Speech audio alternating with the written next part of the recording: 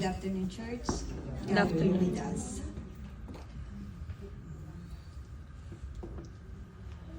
I grew up in a Catholic religion family.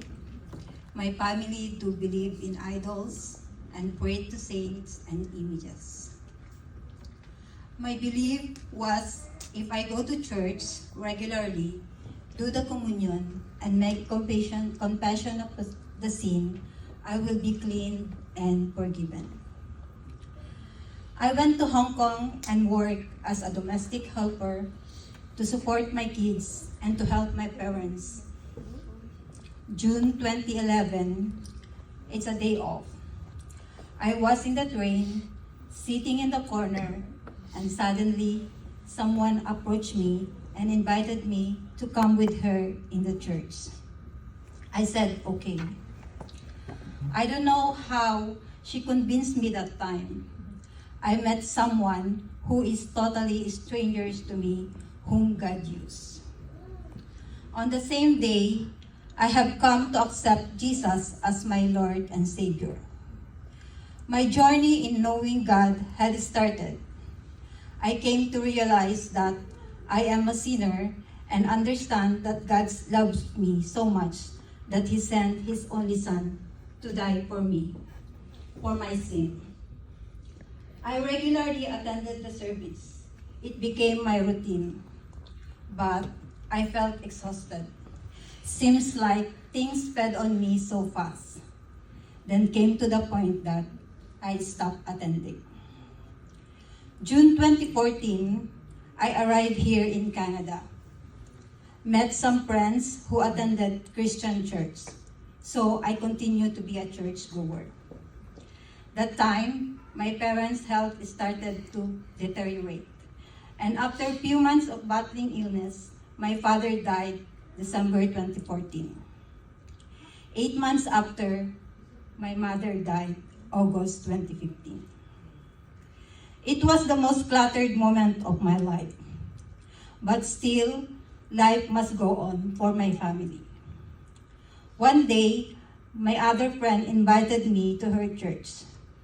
During the sermon, it seems like the pastor is pointing at me. I was amazed on how the Word of God conveyed, detailed and well explained. I regularly attend to that church. I continued to pray and served in kids ministry for a few months and had my water baptism in September 25, 2016. November 2019, my family arrived here in Canada. 2020, pandemic came and lockdown imposed. So church services went online. After the lockdown, everything back to normal.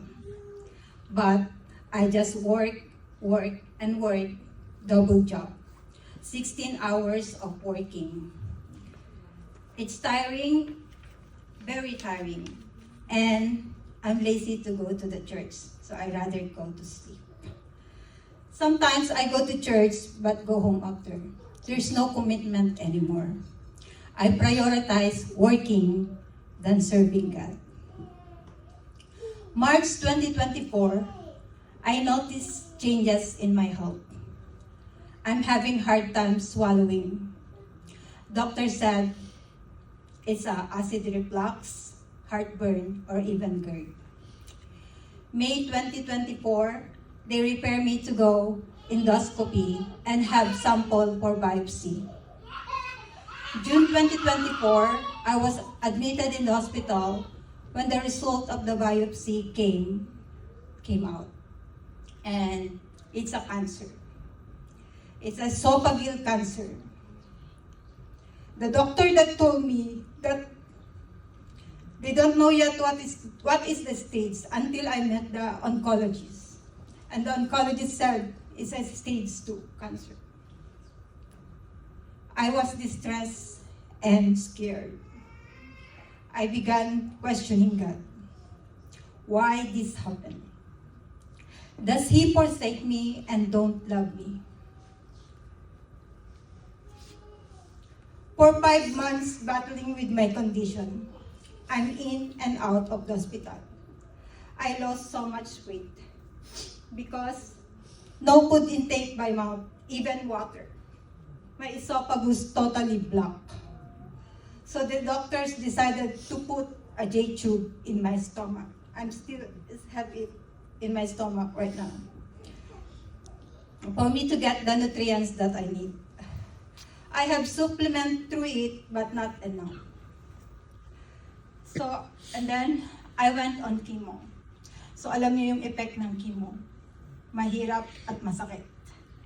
Nagsusuka ka, naihilo, body pain, lahat ng muscles mo, lahat ng nerves mo masakit. Habang nagsusuka ako, sumisigaw ako sa sakit. Tinutulungan ako ng family ko na makatayo kasi hindi ko kaya. Even if I need to go to the washroom, binubuhat nila ako. I fight for my life, but I continued to pray. I continued to pray. But still, worrying is still coming in my mind, saying, just give up. Sorry. Just give up. Pero, lumalaban ako. Alam ko, tinatapik ako ng Lord kasi hindi ko na siya pinapansin. Umiyak ako sa Kanya. Sabi ko, Lord, buhayin mo ba ako? Maglilingkod pa ako sa'yo kasama ng pamilya ko. Gusto ko pang mabuhay ng matagal at makasama ang mga anak ko. Mahal ako ng Diyos, alam ko, dahil anak niya ako, isa ako sa mga anak niya. So during this time also, another trials came. My brother passed away September 2024. Ako yung huling-huling nakaalam. Kasi ayaw nila ipaalam sa akin, baka sa lalo daw akong ma-depress. Pero, by God's grace, kinaya ko. Tinanggap ko kung ano man yung nangyayari sa buhay namin. I keep my faith in Him. He knows the reason why this happened. I trust Him. I thank God for all the love, help, and prayers of my family, friends, including Pastor Bong and Pastora Eva, and CC family. Thank you sa mga prayers ninyo. Hindi nila ako iniwan. Nagpapasalamat ako sa mga buhay nila, sa mga buhay ninyo, na nagdasal para sa kaligtasan ko. Indeed, God answers prayer. He is a great God, Amen. Truly, truly great God, and our Jehovah Rapha. My cancer now is inactive. I gained weight from 34 kilos to 45 kilos. I can eat by mouth now. I can do light duties at home. And because of this, my family in the Philippines, we got more closer. Meron kaming prayer meeting gabi-gabi. We have fellowship. And most especially, I can attend church in person. I serve God. A glory to God. I still have to go surgery on December 31st, but I offer my life to God. I trust His plan for me. Let His will be done. As His word said in Isaiah 41:10, do not fear, for I am with you. Do not be dismayed, for I am your God. Amen. I will strengthen you. I will help you. I will uphold you with my righteous hand. Yun ang pinanghahawakan ko sa araw na iyon, sa December 31st. I know that I'm growing with God. The grace of God is beyond measure and bigger than any obstacles. Every battle gives me courage and understanding of what God purposed in my life.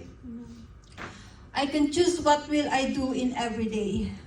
I can choose my thoughts, my words, my attitudes, and behavior. I cannot choose the trials will be, but I can choose how I respond to them. Ang mga bagay na nagpapahirap sa atin is actually the thing that will make us stronger. Nalulubog tayo pero hindi tayo nalulunod. Bumabagsak tayo pero hindi tayo nawawasak. Pinipiga pero hindi tayo nadudurog kasi nasa atin ang Panginoon. Amen. It is the way to draw near to God. He equipped us. It will help us grow spiritually. Now, the salvation I receive, I believe, will be soon received by my family, my kids. Amen. I pray that whatever I face in the future, the sense of assurance is within me, that God is always on my side. As my favorite scripture from Philippians chapter 4, verse 13, I can do all things through Christ who strengthens me. God has a big plans for me and for my family. I know He is more able to go beyond my expectations. There is no way to cleanse my sin until I draw near to God through Jesus Christ. He has, by the power of the Holy Spirit who lives in my heart. To God be the glory. I, Catherine Benaro, that's how God works for my life. In Jesus' name, amen. Thank you.